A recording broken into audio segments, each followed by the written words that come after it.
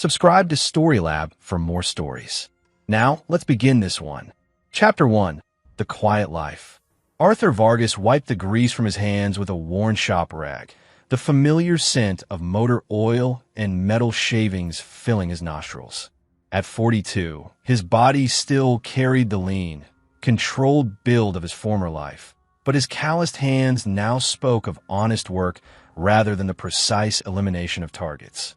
The garage had become his sanctuary, a place where the only life-or-death decisions involved whether an engine could be saved or needed replacing. "Dad, can you help me with my homework?" Wesley signed, appearing in the doorway of the shop office. At 12, Arthur's son had grown tall for his age, inheriting his father's dark eyes and determined jaw. Born with profound hearing loss, Wesley had never spoken a word aloud, but his hands could paint entire conversations in the air with graceful precision.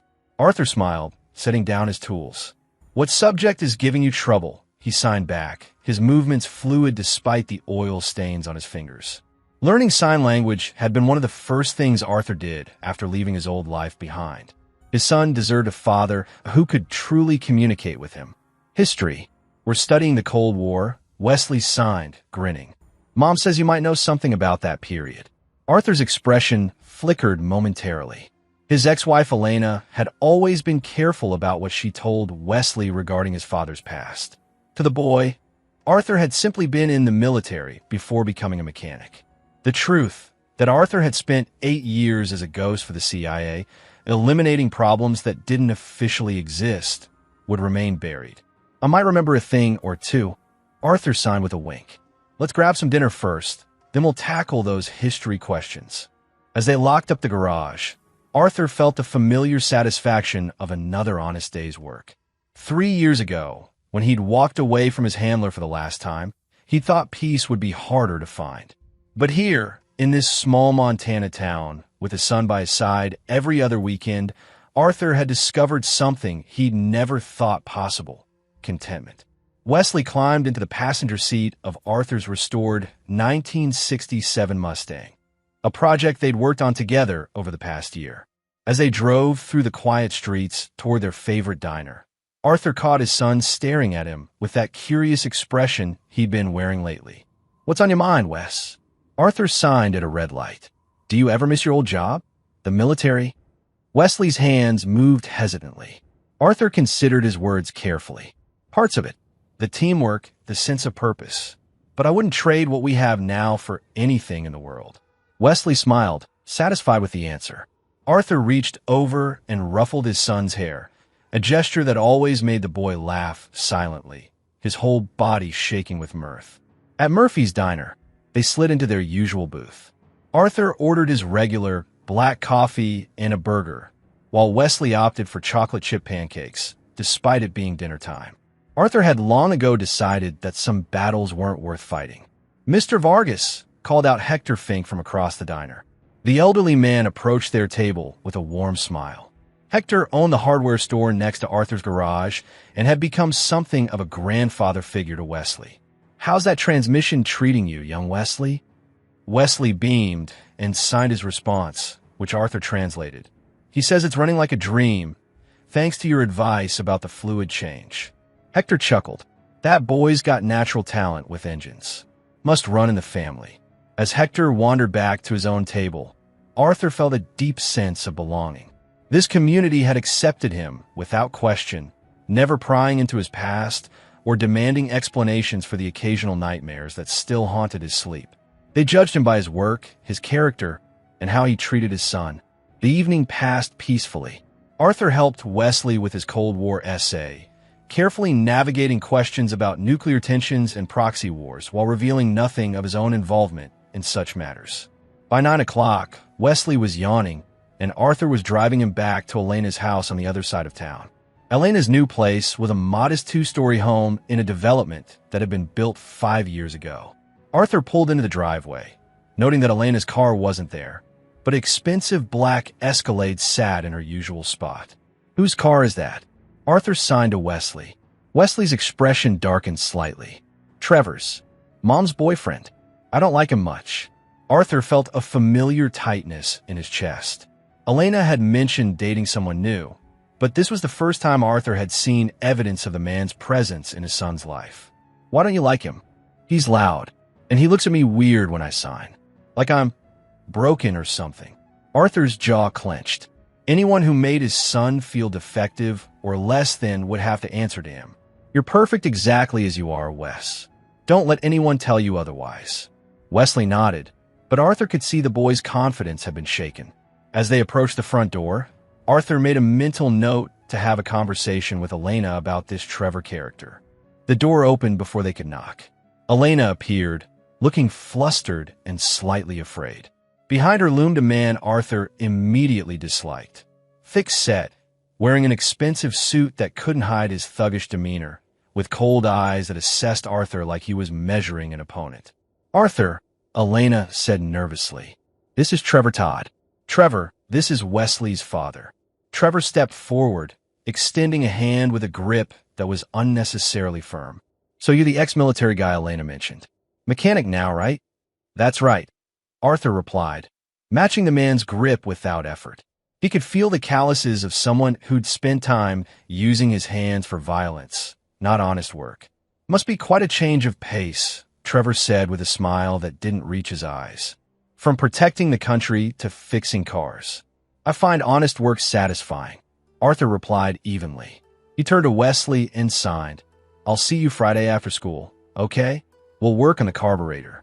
Wesley hugged his father tightly, then signed, "I love you, Dad." "I love you too, son." As Arthur walked back to his car, he heard Trevor's voice carry from the open door. What was all that hand-waving about? Kids should learn to talk like normal people. Arthur stopped walking. His entire body went still in a way that anyone from his former life would have recognized as extremely dangerous. Elena's sharp voice cut through the night. "Trevor, don't. Just don't." Arthur forced himself to continue to his car.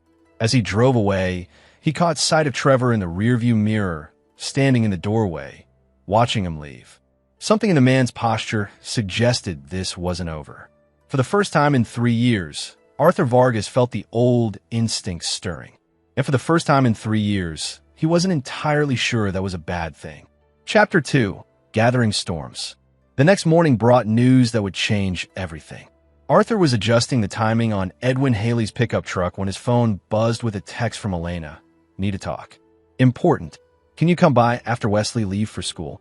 Arthur arrived at Elena's house at 8:30 a.m., noting that the black Escalade was still in the driveway. Elena met him at the door, her face pale and drawn. Dark circles under her eyes suggested she hadn't slept much. "Coffee," she offered, leading him to the kitchen. "Just tell me what's wrong, Elena." She poured herself a cup with shaking hands. "Trevor's in some kind of trouble. Bad trouble." Arthur remained silent, waiting. Elena had always been able to read his moods, and she recognized his stillness as the calm before a storm. "He owes money to some dangerous people. A lot of money." Elena's voice dropped to a whisper. "He's been using Wesley and me as insurance. Says as long as he's with us, these people won't hurt him." "How much money?" Arthur's voice was deadly quiet. $200,000. Arthur absorbed this information without expression. What kind of business is Trevor in? Elena's laugh was bitter. "He calls himself a financial consultant, but Arthur, I think he's a loan shark. I found papers in his briefcase. Names, addresses, amounts owed. Some of the notes." She shuddered. "They talk about broken bones and missing fingers. Why are you telling me this now?" "Because yesterday, after you left, Trevor got a phone call. He went white as a sheet, started packing. Then he unpacked everything and started making other calls. He's planning something, Arthur.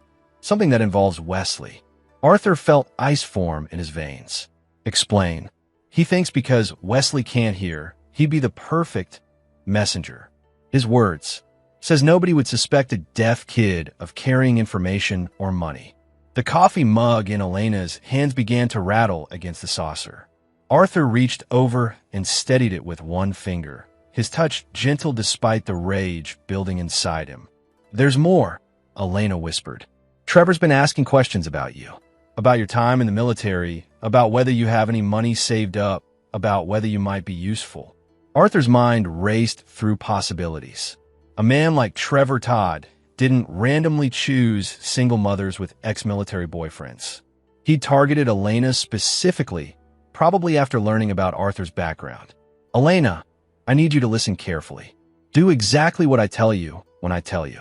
Don't question it. Don't hesitate. Can you do that? She nodded, recognizing the tone Arthur used when lives were on the line. Tonight, take Wesley to your sister's house in Billings. Tell Trevor you're visiting for the weekend. Don't pack much. Make it look casual. What about you? I'm going to have a conversation with Trevor. Elena grabbed his arm. Arthur, you don't understand. He's not just some small-time criminal. He mentioned names, Marcos Choi, Rod Hatfield. These people have connections, resources.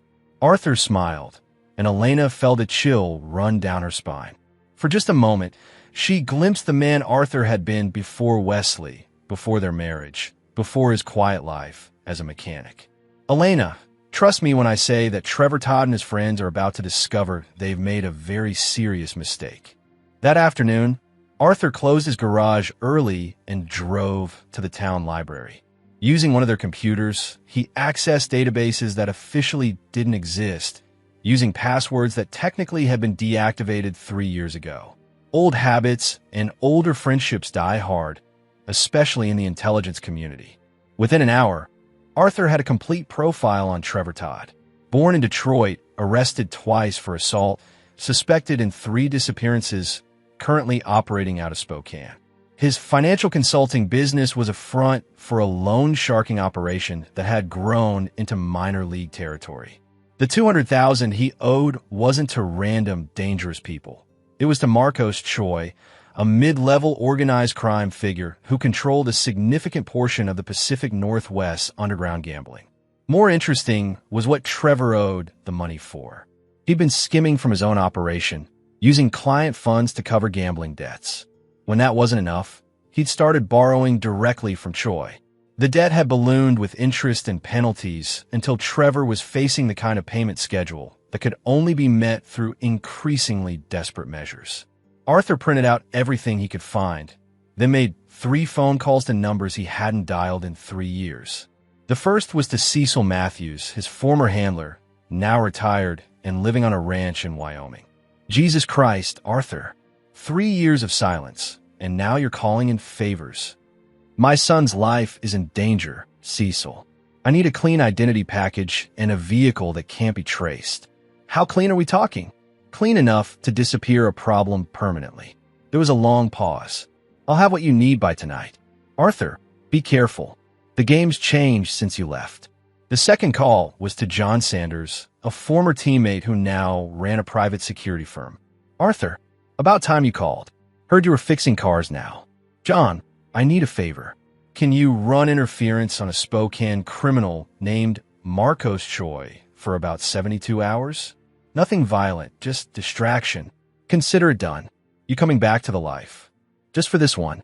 Then I'm done forever. The third call was to Fred Gilbert, who had always been the team's best at making problems disappear without a trace. Well, the ghost himself. What do you need, brother? Complete erasure. Financial records, identity traces, the works. And I need it to look like an accident. Same old Arthur. Always thinking 3 moves ahead. I'll prep the package. Just like old times. By evening, Arthur had everything he needed. A new identity, an untraceable motorcycle, and most importantly, a plan that would remove Trevor Todd from his son's life forever while sending a clear message to anyone else who might threaten Wesley. As he prepared for what might be his final operation, Arthur felt a familiar calm descend over him.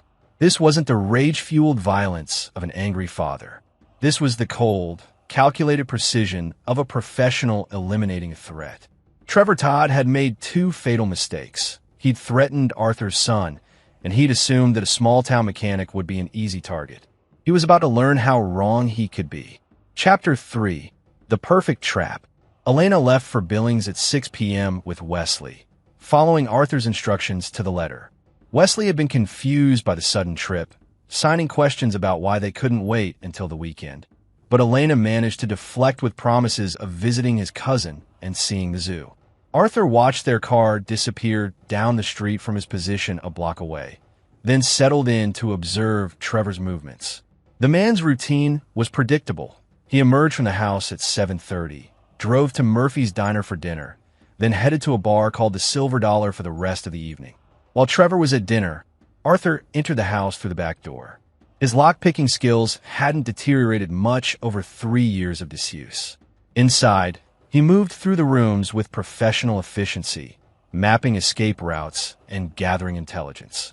Trevor's briefcase sat open on the kitchen table, revealing exactly what Elena had described. Names, addresses, payment schedules, and collection notes that read like a catalog of human misery. One entry caught Arthur's attention. Douglas McCormick, $15,000, behind 3 months. Kids at Roosevelt Elementary. Arthur photographed everything, then moved to Trevor's bedroom. In the closet, behind a row of expensive suits, he found a small safe. It took him 12 minutes to crack it using techniques that were definitely not covered in any civilian locksmith course. Inside the safe, $40,000 in cash, 2 fake driver's licenses, a .38 special that had probably seen better days, and most importantly, Trevor's real phone. Not the burner he carried publicly, but his actual communication device. Arthur powered on the phone and began copying its content to a specialized device Cecil had included in the evening's care package. Text messages revealed the full scope of Trevor's desperation. Marcos Choi was indeed pressuring him, but the timeline was shorter than Arthur had expected. Trevor had until Monday, 4 days, to produce the full payment or face consequences that the messages described in uncomfortable detail. More disturbing were Trevor's own messages, outlining his plan to use Wesley as an unwitting courier for drug money.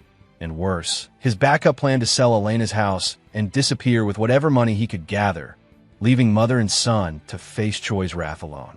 Arthur felt his jaw clench as he read Trevor's assessment of Arthur himself. Ex-military, but gone soft. Small-town mechanic now.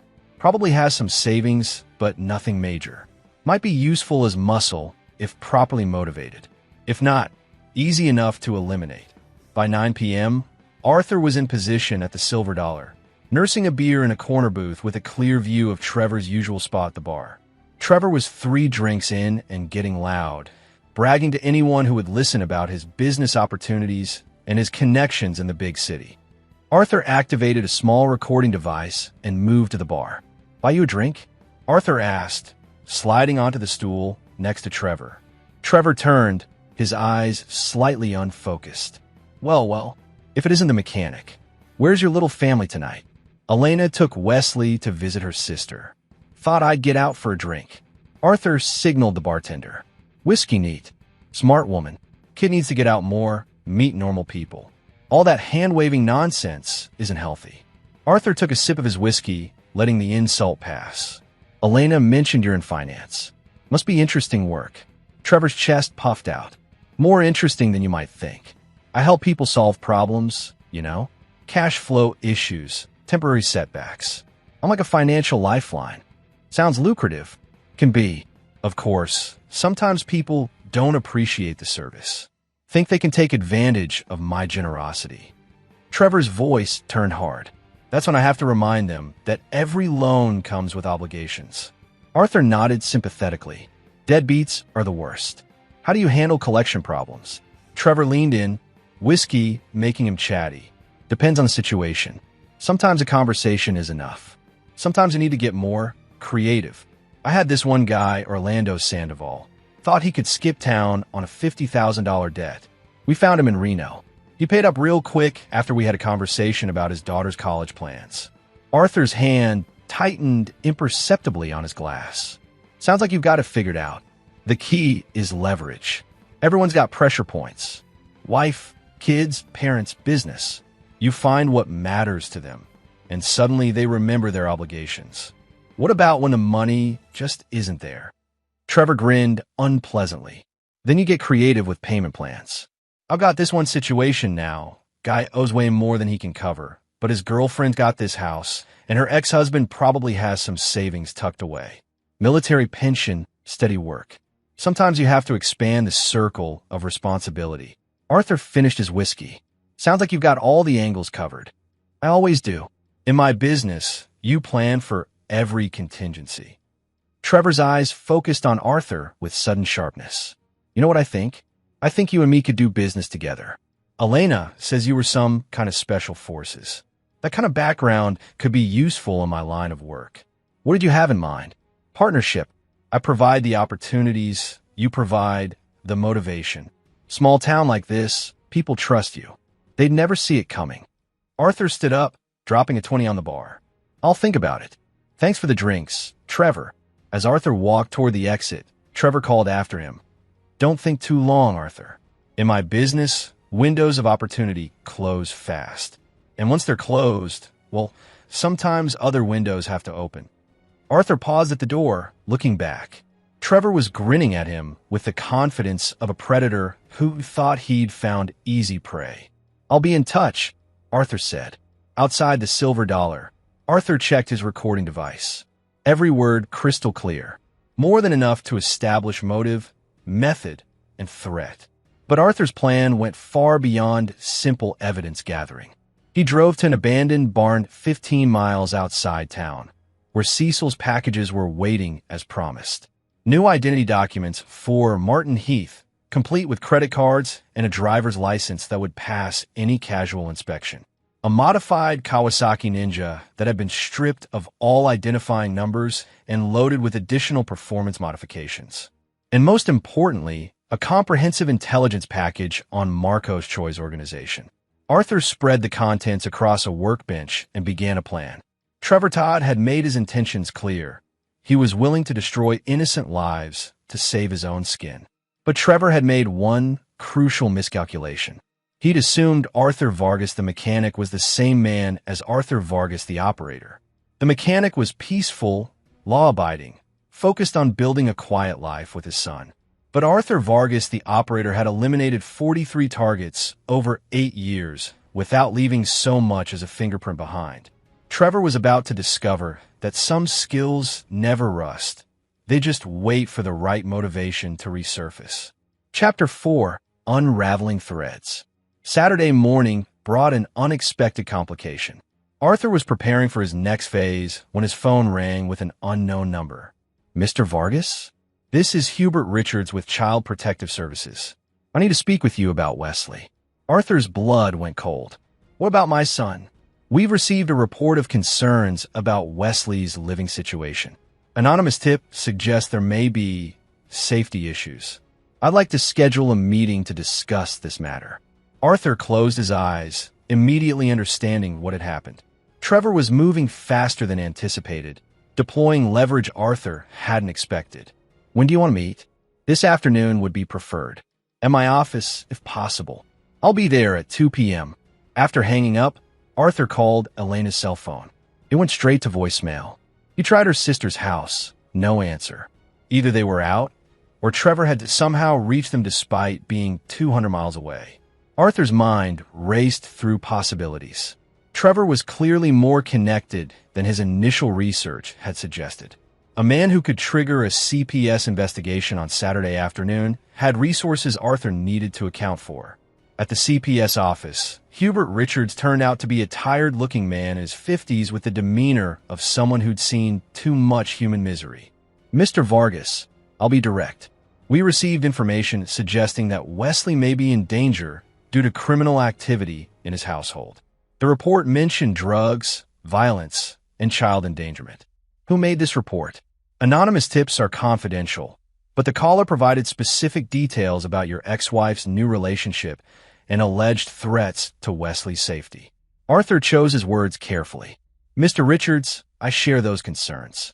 Elena's boyfriend has made statements about using Wesley for illegal activities.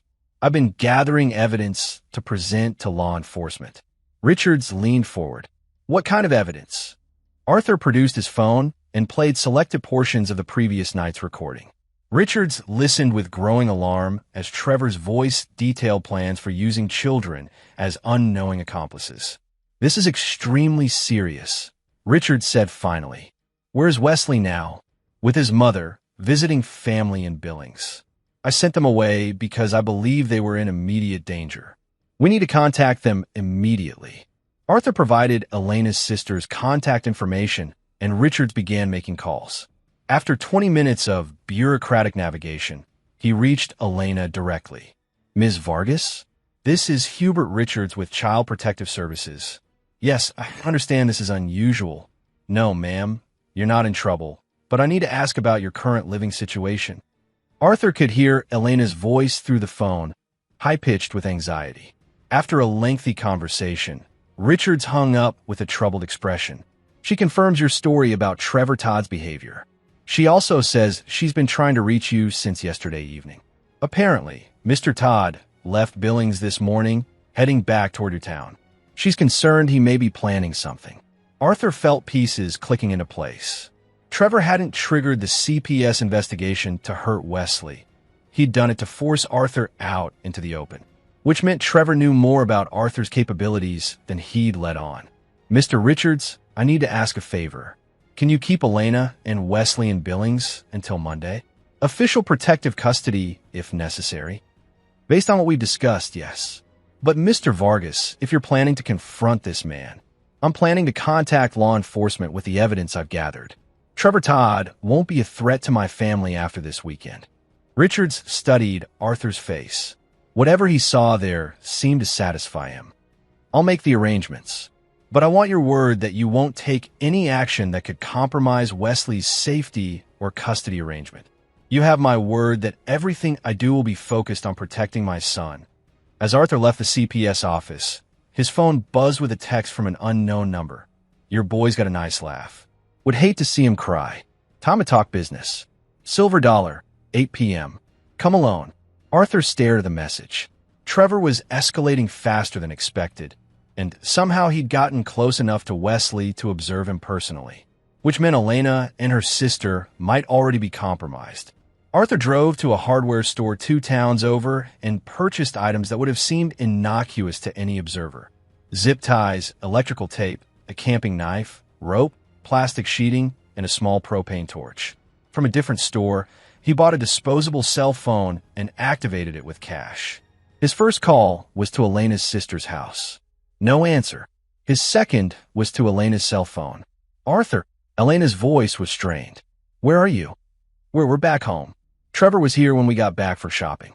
He said there had been a family emergency and we needed to come home immediately." Arthur's jaw clenched. "Is Wesley with you?" "He's upstairs." "Arthur, Trevor's acting strange. He keeps watching the windows and checking his phone. He has a gun." "Elena, listen carefully. Take Wesley into the bathroom upstairs. Lock the door and don't come out until I call you. Do it now." "Arthur, what's happening?" "Trevor made a mistake when he threatened our son.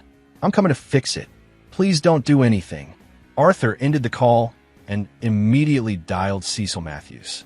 "I need an extraction team in Montana. Small town, minimal collateral damage, clean resolution." "Arthur, what's your situation?" "Hostile has taken my family hostage. Local law enforcement compromised or insufficient. I'm going alone." "Negative. Stand down and wait for support. No time.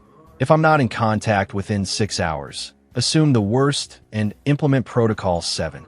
Arthur ended the call and turned off the phone. Protocol 7 was their old code for complete erasure, not just of the target, but of any evidence that the operation had ever occurred. If Arthur didn't survive the next few hours, Cecil would ensure that Trevor Todd and anyone associated with him simply vanished from existence. But Arthur had no intention of leaving his son's safety to others. He loaded his equipment into the motorcycle and began to drive back to town. The sun was setting, painting the Montana sky in shades of orange and red. By the time he reached Elena's neighborhood, full darkness had fallen. Arthur parked 3 blocks away and approached on foot, moving through familiar terrain with the fluid grace of someone who'd spent years learning to be invisible. Elena's house showed lights in the living room and kitchen, but the upstairs bathroom window was dark. Elena had followed his instructions. Through the kitchen window, Arthur could see Trevor pacing with a phone pressed to his ear. His gestures were agitated, desperate. Whatever conversation he was having wasn't going well. Arthur circled the house, noting escape routes and defensive positions. Trevor's Escalade was parked in the driveway. Engine warm. He was planning to move soon. which meant Arthur's window of opportunity was closing. Time to remind Trevor Todd that some prey bites back. Chapter 5. The Hunter's Game.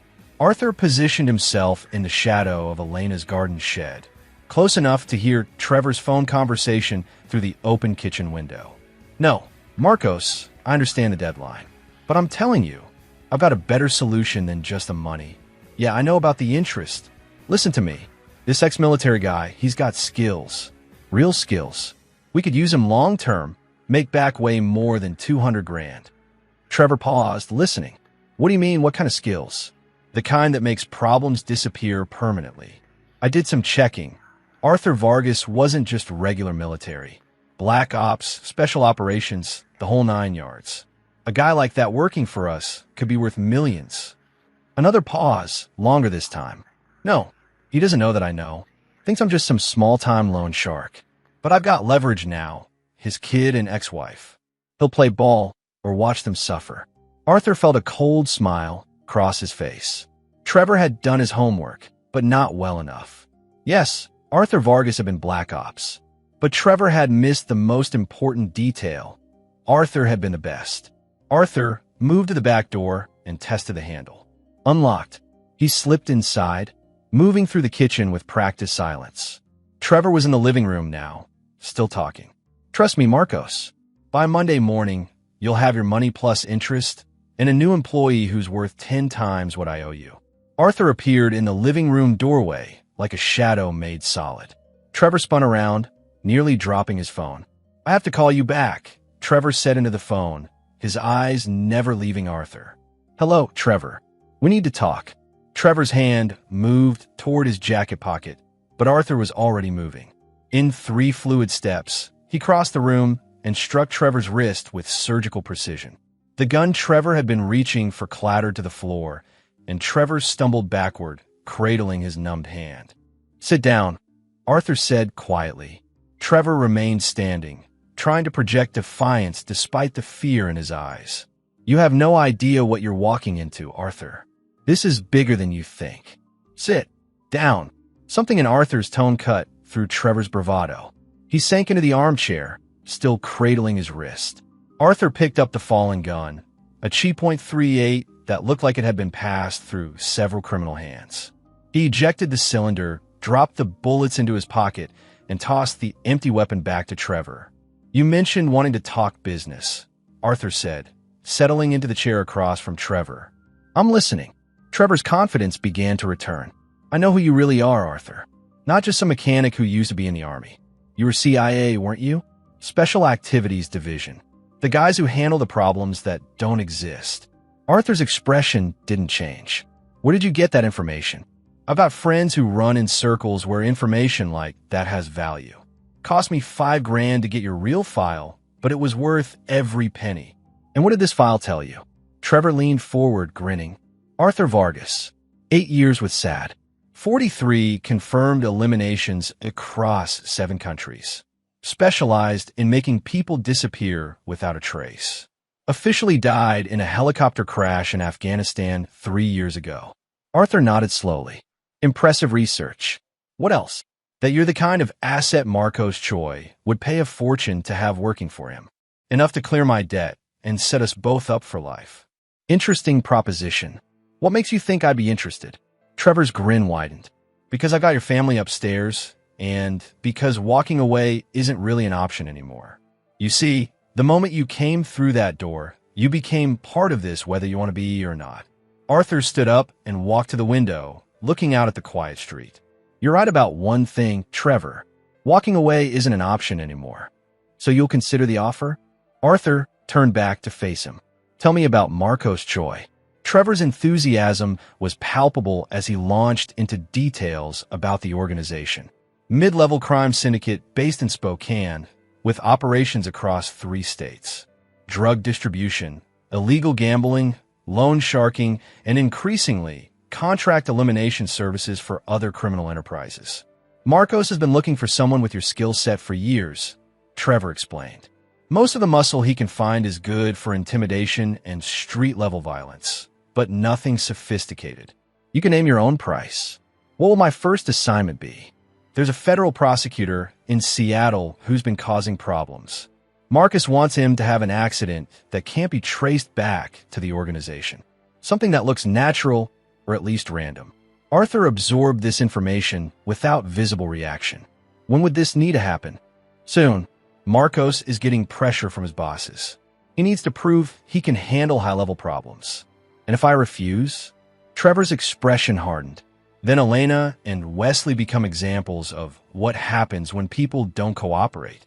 Marcos has very specific ways of sending messages. Arthur walked back to his chair and sat down. You've certainly thought this through, Trevor. But you've made one critical error in your planning. What's that? Arthur smiled, and Trevor felt his blood chill. You assumed I came here to negotiate.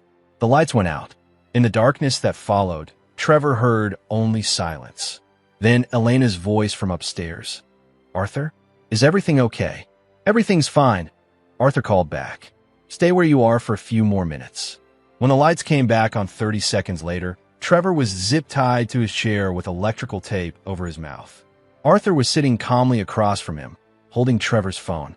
Let's call Marcos, Arthur said conversationally. I think it's time he and I had a direct conversation. Arthur scrolled through Trevor's contacts and pressed call. The phone rang twice before a gravelly voice answered. Trevor, you better have good news for me. Mr. Choi, this is Arthur Vargas. Trevor and I have been discussing his debt situation. A long pause put Trevor on the phone. Arthur looked at Trevor, who was struggling against his restraints and making muffled sounds behind the tape. Trevor's not available right now, but I think you and I should meet. There are some things we need to discuss about your business practices. Who the hell do you think you are? I'm the father of a 12-year-old boy that your associate thought he could use as leverage against me. That was a mistake, Mr. Choi. A very serious mistake. Another pause, longer this time. What do you want? Monday morning, 10 a.m. The warehouse district in Spokane, Building 47. Come alone, and we'll discuss terms for resolving this situation peacefully. And if I don't? Arthur looked at Trevor, whose eyes had gone wide with terror above the tape. Then I'll resolve it unpeacefully. Your choice. Arthur ended the call and turned his attention back to Trevor. Now, then, he said, settling back in his chair, let's discuss what happens next. Chapter 6, Revelations. Arthur removed the tape from Trevor's mouth, but left him secured to the chair. Trevor gasped for air. His earlier confidence completely evaporated. You're insane, Trevor wheezed. You have no idea what you just did. Marcos will. Marcos will what? Arthur interrupted. Send more people like you? I've been eliminating people like Marcos Choi since before you learned to tie your shoes. You don't understand. This isn't some third world country where you can just make people disappear. There are rules here, systems. Arthur laughed, a sound devoid of humor. Trevor, I once eliminated a Russian arms dealer in downtown Moscow during a state dinner. I made a Taliban commander vanish from a compound surrounded by 50 armed guards. You think Spokane, Washington presents some kind of unique challenge? Trevor's face had gone pale. What are you going to do? That depends entirely on you. Arthur pulled up a chair directly in front of Trevor. I want every detail about Marcos Choi's operation. Locations, personnel, financial accounts, security procedures. Everything. I can't. If he finds out I talked. Trevor, look at me. Arthur's voice was quiet, almost gentle. Marcos Choi is the least of your problems right now. I am your problem. The question is whether you help me resolve this cleanly or whether I have to get creative. Trevor stared into Arthur's eyes and saw something that made his bladder nearly release. What? What do you want to know? For the next hour, Arthur methodically extracted information. Marcos Choi ran his operation from a legitimate shipping company called Pacific Northwest Logistics. The real business was conducted from a private office on the third floor, behind what appeared to be accounting departments. Security was provided by 6 full-time employees, all armed, most with criminal records that made traditional employment difficult. The operation's primary vulnerabilities were its reliance on electronic financial transfers and Marcos's personal habit of conducting important meetings in his office rather than public locations. Secondary vulnerabilities included a limited number of escape routes from the building and Marcos's tendency to surround himself with people chosen for loyalty rather than competence. How many people know about your debt situation? Arthur asked. Just Marcos and his accountant, Anthony Gomez. And maybe Marcos's lieutenant, Carl Snow. Anyone else know about your plan to use my family as leverage? Trevor shook his head. That was my idea. I thought I could handle it myself. Arthur stood up and walked to the window again. Elena's neighborhood remained quiet. Normal families living normal lives, unaware that a predator had been stalking through their midst. Here's what's going to happen, Trevor. You're going to call Marcos back and tell him you've reconsidered the Arthur Vargas situation. You're going to say that I'm too dangerous to approach directly and that you're going to handle your debt through other means. He won't believe that. Not after your phone call. Yes, he will, because you're going to be very convincing. Arthur turned back to face Trevor. Then you're going to transfer every penny you can access to an account I'll provide. Consider it restitution for threatening my family. I don't have access to $200,000. You have access to $40,000 in cash from your safe, plus approximately $60,000 in various accounts I've identified. That's a start. Trevor's eyes widened. How do you know about? I know about everything, Trevor. Your real name is Trevor Nathaniel Todd. You have a sister in Phoenix who thinks you're dead, a mother in a nursing home in Detroit who you haven't visited in 3 years, and a gambling addiction that started when you were 19 and has controlled every major decision in your life since. Arthur sat back down, his voice remaining conversational. I know you've been skimming from your own clients for 8 months. I know you convinced Elena to put your name on her mortgage and that you've been planning to disappear with whatever equity you could steal. I know about the 3 people who've died because they couldn't pay their debts to you, and I know about the 14 children who've been threatened in your collection efforts. Trevor was shaking now. You can't know all that.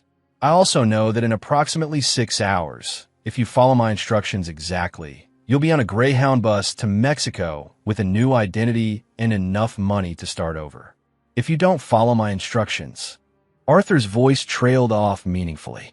What happens if I run? What happens if I don't go to Mexico? Arthur's smile was patient. Trevor, I want you to understand something very clearly. As of tonight, you have 2 choices. Disappear completely and permanently, or die. There is no third option. There is no negotiation. There is no going back to your old life. You can't just. I can do whatever I choose to do, Arthur said quietly. I have resources you can't imagine, skills you've never encountered, and most importantly, I have something you clearly don't understand, a father's love for his child. Arthur leaned forward, his voice dropping to barely above a whisper. You threatened Wesley. You planned to use him as a courier for drug money.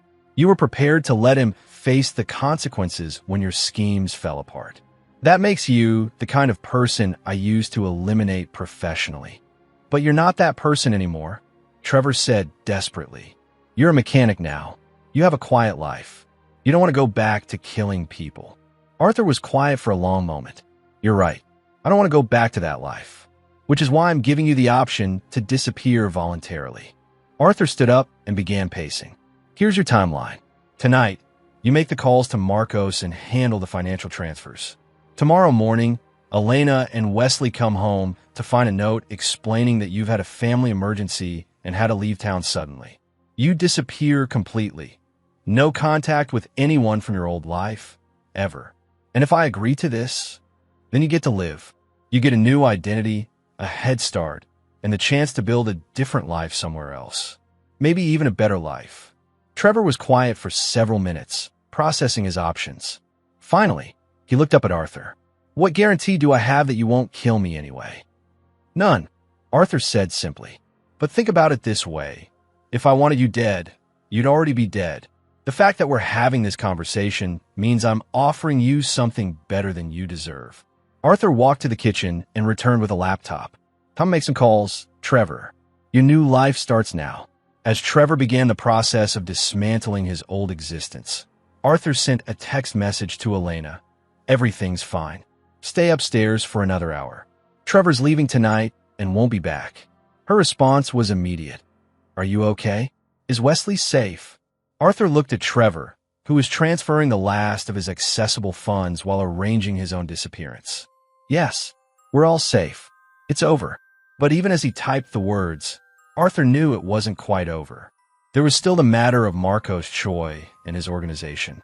Men like that didn't simply forget about debts and missing associates. Monday morning's meeting would determine whether this ended peacefully or whether Arthur would have to fully embrace his old life one final time. Chapter 7. The Reckoning.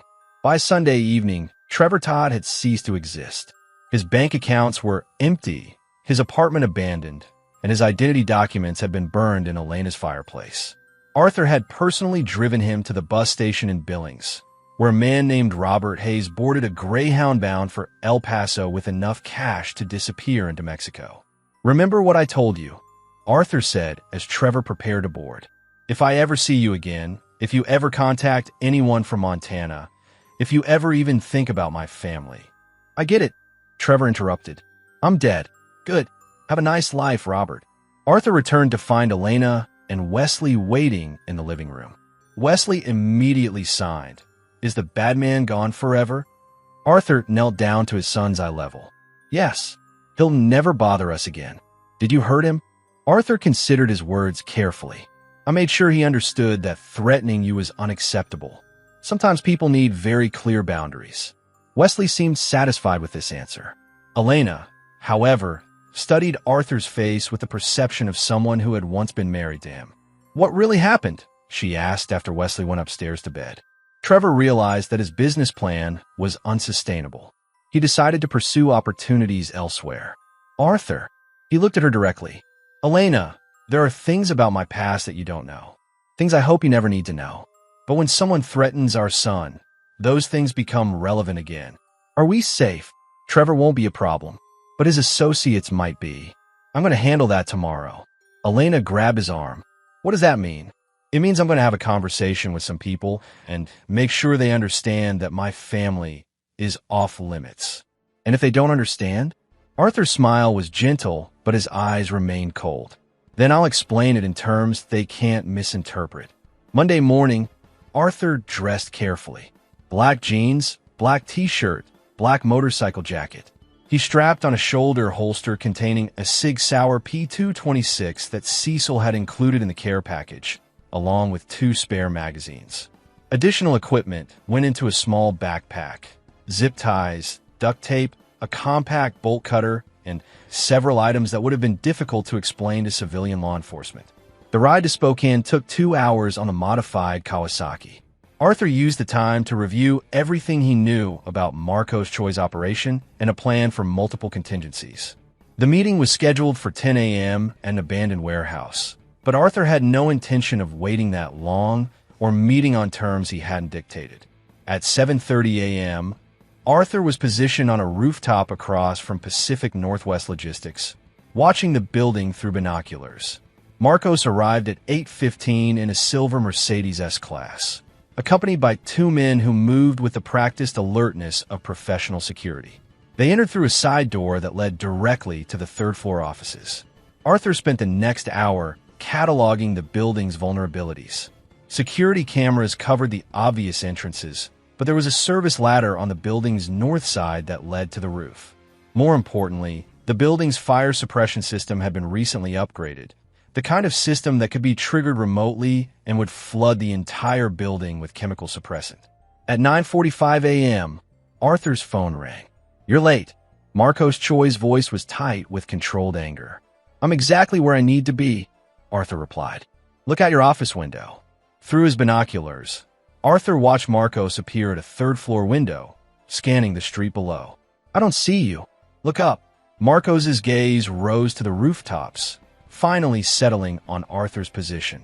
Even at this distance, Arthur could see the man's body language change as he realized the implications.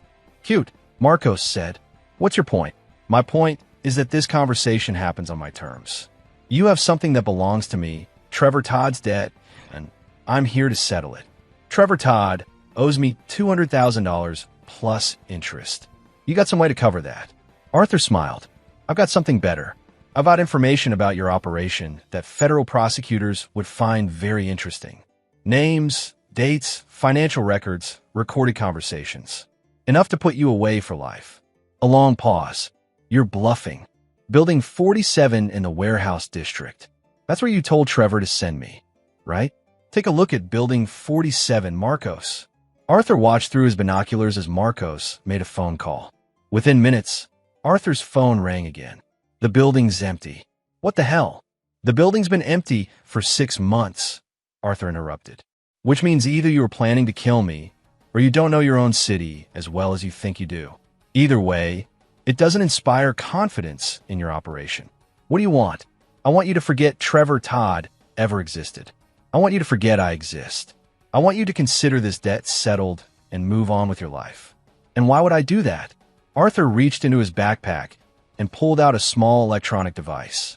Because in approximately 30 seconds, I'm going to demonstrate what happens when people threaten my family. Arthur pressed a button on the device. Across the street, every fire alarm in Pacific Northwest Logistics began screaming simultaneously. Chemical suppressant began flooding the building as the automated system responded to what it interpreted as a major fire emergency. Through his binoculars, Arthur watched Marcos and his security team evacuate the building along with dozens of other employees. They gathered on the sidewalk, coughing and disoriented from the chemical exposure. Arthur's phone rang again. "You son of a bitch," Marcos sputtered. "That was just the fire suppression system," Arthur said calmly. "Child's play. I could have triggered the gas lines, the electrical systems, or the building's structural supports. I could have done it while you were inside. What's your point?" "My point is that I know where you work, where you live, where your mother plays bingo on Thursday nights, and where your daughter goes to college. I know your security procedures, your financial accounts, and the names of everyone in your organization. Most importantly, I know how to make problems disappear permanently." Arthur let that sink in for a moment before continuing. "I'm offering you a simple deal, Marcos. Forget Trevor Todd's debt. Forget my family exists. Forget I exist. In exchange, I'll forget that you threatened my son. And if I don't take this deal," Arthur's voice dropped to barely above a whisper, "then I'll come for you. Not today, not tomorrow, but someday when you're not expecting it. And when I do, it won't be quick." Through his binoculars, Arthur watched Marcos pace among his evacuated employees, weighing his options. "You think you can just disappear back to your quiet life and pretend this never happened?" "That's exactly what I think. The question is whether you're smart enough to let me do it." Another long pause. "How do I know you won't come after me anyway?" "Because, Marcos, I'm not in the revenge business anymore. I'm in the protection business. As long as my family stays safe, you stay safe. It's that simple." Arthur began packing up his equipment. "You've got 24 hours to decide. If I don't hear from you by this time tomorrow, I'll assume you've chosen to forget this conversation ever happened. And Trevor's dead. Consider it a learning experience. Sometimes it costs money to discover you've chosen the wrong target." Arthur ended the call and began his descent from the rooftop. As he reached street level, his phone buzzed with a text message. "Deal accepted. Your family's off limits." "My word." Arthur smiled and started the motorcycle. It was over. The ride back to Montana was peaceful, with clear skies and open roads. Arthur found himself thinking about Wesley's upcoming baseball season and the vintage Mustang they were planning to restore together. Normal thoughts for a normal life. By the time he pulled into his garage that evening, Arthur had already begun the process of mentally filing away the last 3 days. Trevor Todd had been a problem. The problem had been solved. Now it was time to get back to the life he'd built. Elena was waiting for him with Wesley, both of them safe and whole. As Arthur hugged his son, he felt the last of his old life settling back into dormancy. "Is it really over?" Elena asked. Arthur looked down at Wesley, who was signing excitedly about a new model airplane he wanted to build. "Yeah," Arthur said. "It's really over." Chapter 8. New Beginnings. 2 weeks later, life had settled into a rhythm that felt almost surreal in its normalcy. Arthur was back to his regular schedule at the garage. Wesley was excelling in school, and Elena had returned to her job at the local bank with visible relief. The only reminder of recent events was the security system Arthur had quietly installed at both his own home and Elena's house. On a Thursday afternoon, Arthur was teaching Wesley how to rebuild a carburetor when Cecil Matthews appeared in the garage doorway. The older man looked exactly the same as he had 3 years ago. Silver hair, weathered face, and the kind of stillness that came from decades of managing deadly situations. Wesley looked up curiously at the stranger. Arthur signed. "This is my old boss, Cecil." "Cecil, this is my son, Wesley." Cecil stepped forward and, to Arthur's surprise, signed a careful, "Hello, Wesley. Nice to meet you." Wesley's face lit up with delight. He signed back rapidly, and Cecil looked to Arthur for translation. "He says he's impressed that you learned sign language, and he wants to know if you were really Dad's boss or if you were more like partners." Cecil chuckled. "Smart kid. Tell him I was definitely the boss, but your dad was the best person I ever worked with." After Wesley returned to the carburetor with obvious pride in his father, Cecil's expression grew serious. "We need to talk, Arthur." They stepped outside, and Arthur immediately went on alert. "If this is about the Choi situation." "It's not." "Well, not directly." Cecil pulled out a tablet and showed Arthur a news article. Marcos Choi was found dead yesterday morning. Apparent suicide. Single gunshot to the head. Gun in his hand. Note confessing to multiple crimes. Arthur studied the article. Seems like guilt finally caught up with him. Seems like. Except the handwriting analysis doesn't match. The gun wasn't registered to him, and 3 witnesses place him in Seattle at the time the medical examiner says he died. Arthur met Cecil's gaze steadily. "That's unfortunate. Professional hit. Has to be. Question is whether it's connected to your little conversation 2 weeks ago." Arthur considered this. Possible. If Choi had partners who didn't approve of his decision to back down, they might have viewed him as a liability. Or, Cecil said carefully, someone might have decided that leaving loose ends wasn't acceptable. "Are you asking me if I killed Marcos Choi?" "I'm asking if you think this is over, or if you think more bodies are going to start dropping." Arthur looked back through the garage window at Wesley, who was now completely absorbed in the mechanical puzzle before him. "Cecil, I told you 3 years ago that I was done. I meant it. I didn't kill Marcos Choi, and I don't intend to kill anyone else unless they threaten my family directly." Cecil studied Arthur's face. "But you're not surprised he's dead. Men like Marcos Choi don't usually die of old age. Could have been business rivals, disgruntled clients, law enforcement informants, or any number of other factors. The criminal life has a high mortality rate."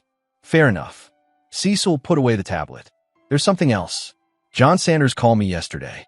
Says there's been unusual activity around some of Choi's former associates. People asking questions about Trevor Todd, about what happened to their operation." Arthur felt familiar alertness creeping into his awareness. "What kind of questions?" "The kind that suggests someone thinks there's unfinished business. Someone named Carl Snow has been making inquiries about a mechanic in Montana." Arthur processed this information.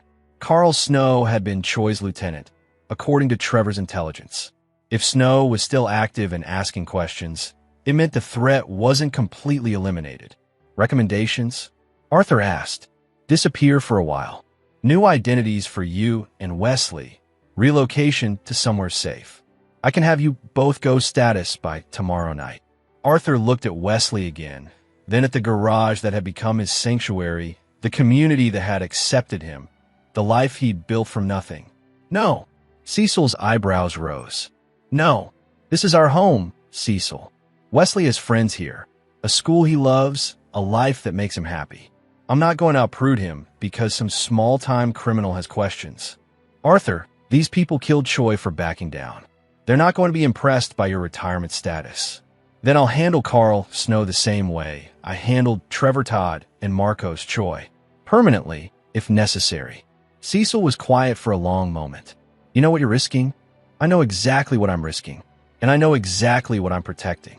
Cecil nodded slowly. "I can provide support if you need it. I appreciate that. But this is my family, my responsibility." Same old Arthur.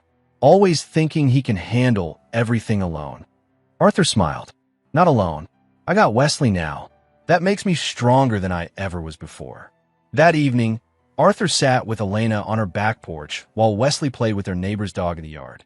The sun was setting over the mountains, painting the sky in brilliant shades of orange and purple. "You're worried about something," Elena observed. Arthur watched Wesley teaching the dog to fetch a tennis ball, the boy's silent laughter visible in his entire body's movement. There might be some follow-up issues from the Trevor situation. Nothing immediate, but I want you and Wesley to be extra careful for the next few weeks. What kind of follow-up issues? People Trevor owed money to might ask questions about what happened to him. Elena studied Arthur's profile. We have to leave again. Arthur turned to look at her. No, whatever happens, I'm not leaving. This is our home now. And if these people come here, Arthur's voice was quiet but certain.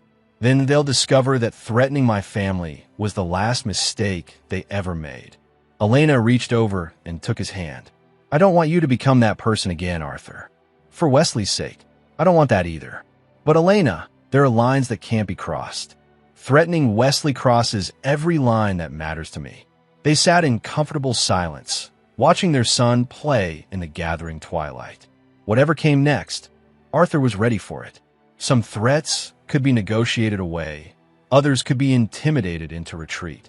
But some threats required the kind of permanent solution that only Arthur Vargas possessed the skills to provide. And if Carl Snow was foolish enough to come to Montana, he would discover that some sleeping lions were best left undisturbed. Chapter 9. Final Resolution. Carl Snow arrived in town on a Tuesday morning, driving a rented Honda Civic and checking into the Pineview Motel under the name David Walsh. He was younger than Arthur had expected, maybe 35, with the wiry build of someone who stayed in shape through violence rather than exercise. He spent his first day conducting surveillance, photographing Arthur's garage, Elena's house, and Wesley's school. Arthur knew about Snow's presence within 4 hours of his arrival. Cecil's network included assets throughout the region, and the kind of questions Snow had been asking in Spokane had triggered automatic alerts. On Tuesday evening, Arthur watched from a concealed position as Snow parked across from Elena's house and settled in for extended observation. Arthur allowed this for exactly 30 minutes, long enough to confirm that Snow was working alone and to assess his equipment and methodology. Then Arthur made his move. Snow never saw him coming. One moment he was focused on the house, photographing Elena as she moved through the kitchen. The next moment, the driver's side door opened and Arthur slid into the passenger seat with liquid smoothness. Snow spun toward him, hand reaching for a shoulder holster, but Arthur was already pressing the muzzle of his Sig Sauer against Snow's temple. Keep your hands on the steering wheel, Carl. Snow's body went rigid. How do you know who you are? Know why you're here? Know what you had for breakfast this morning? Arthur's voice was conversational. I know everything about you, Carl, including the fact that you killed Marcos Choi. You can't prove that. I don't need to prove it. I just need to decide what to do about it. Arthur reached across Snow's body and removed a Glock 19 from the man's shoulder holster, ejecting the magazine and clearing the chamber with practiced efficiency. Here's what's going to happen, Arthur continued. You're going to start a car, drive to the Pineview Motel, pack your belongings, and leave town. You're never going to come back here, never going to ask questions about Trevor Todd or my family, and never going to have any reason to think about Montana again. Snow's jaw clenched. You think you could just threaten me and I'll run? You have no idea who you're dealing with. Arthur smiled, and Snow felt a chill run down his spine. Carl, you came here because you thought Marcos was weak for backing down from a small-town mechanic. You thought you could succeed where he failed. But you've made the same mistake he did. What mistake? You assumed Arthur Vargas the mechanic was the same person as Arthur Vargas the operator. Let me show you the difference. Arthur's free hand moved with surgical precision, striking 3 pressure points in rapid succession. Snow's body convulsed, then went completely numb from the neck down. Temporary paralysis, Arthur explained calmly, affects everything below the brainstem. You can still breathe, still think, but you can't move a muscle. The effect will last about 20 minutes. Snow's eyes went wide with terror as he realized the implications of his helplessness. Now, while you're processing this situation, let me explain something about consequences. Marcos Choi threatened my family, so I gave him a chance to back down. He took it, which should have ended the matter. But you killed him for that decision, which tells me you don't understand the concept of acceptable resolutions. Arthur leaned closer, his voice dropping to barely above a whisper. Carl, I want you to understand something very clearly. I didn't kill Marcos Choi, but I could have. I didn't kill you the moment you arrived in town, but I could have. I'm not killing you right now, but I absolutely could. The only thing keeping you alive is my desire to avoid traumatizing my son with the sight of police cars and body bags in his neighborhood. Snow tried to speak, but only managed a strangled whisper. Here's what happens next, Arthur continued. When the paralysis wears off, you're going to drive straight to the airport and fly back to whatever hole you crawled out of. You're going to forget Trevor Todd ever existed, forget that Marcos ever mentioned Montana, and forget that Arthur Vargas is anything more than a small-town mechanic. Arthur pulled out his phone and showed Snow a photograph. Snow himself, entering the Pineview Motel. If I ever see you again, if you ever come within 100 miles of my family, if you ever so much as think about Montana, I will know about it. And when I come for you, Carl, it won't be a conversation. It will be an execution. Arthur opened the passenger door and stepped out, then leaned down to look at Snow one final time. I estimate you've got about 12 minutes before full motor function returns. I suggest you use that time to think very carefully about what kind of future you want to have. Arthur closed the door and walked away, disappearing into the darkness like a shadow that had never existed. 18 minutes later, Carl Snow's rental car squealed out of the neighborhood, heading toward the interstate at high speed. 24 hours later, Cecil called to confirm that Carl Snow had returned to Seattle and was making inquiries about employment opportunities in the legitimate security industry. Looks like your conversation was effective, Cecil noted. Some people just need the right kind of motivation to make good decisions, Arthur replied. And the Choi organization? Disbanded. Turns out Marcos was the only thing holding it together. Without him, everyone went their separate ways. No one's left to ask questions about Trevor Todd or anyone else. So, it's really over this time? Arthur looked out the window of his garage, where Wesley was washing the vintage Mustang they'd been restoring. The boy worked with methodical precision, taking obvious pride in making the chrome gleam. Yes, Cecil, it's really over. That evening, the three of them, Arthur, Elena, and Wesley, shared dinner at Murphy's Diner. Wesley excitedly signed about his upcoming science fair project, while Elena laughed at his animated descriptions of experiments involving baking soda volcanoes and electromagnetic motors. Arthur found himself thinking about the path that had led him here. 8 years of eliminating threats to national security, 3 years of building a peaceful life, and now one final week of protecting the family that had given his existence meaning. Dad, Wesley signed, interrupting Arthur's contemplation.